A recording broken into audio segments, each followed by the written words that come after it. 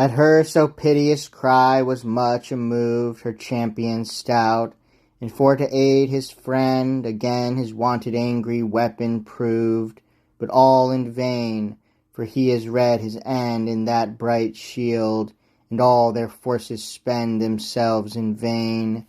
For since that glancing sight he had no power to hurt nor to defend, as where the Almighty's lightning brand does light, it dims the dazed eyne and daunts the senses quite.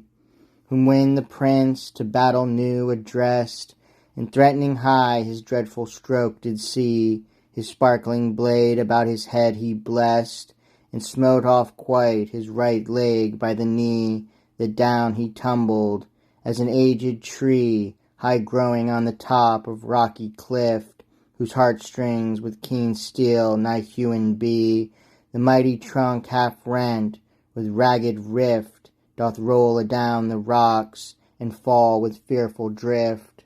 Or as a castle reared high and round, by subtle engines and malicious sleight, is undermined from the lowest ground, and her foundation forced and feebled quite, at last down falls, and with her heaped height, her hasty ruin does more heavy make,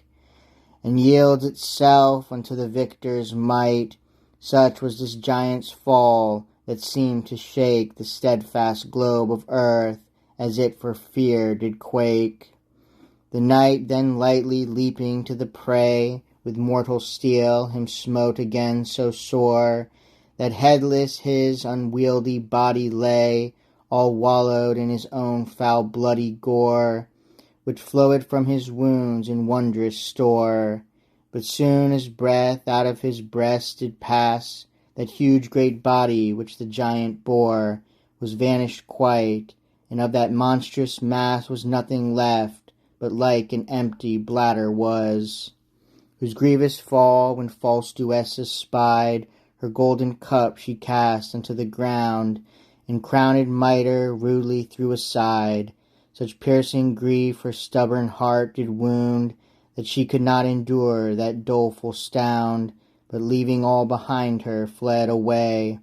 The Lightfoot squire her quickly turned around, and by hard means, enforcing her to stay, so brought unto his lord as his deserved prey.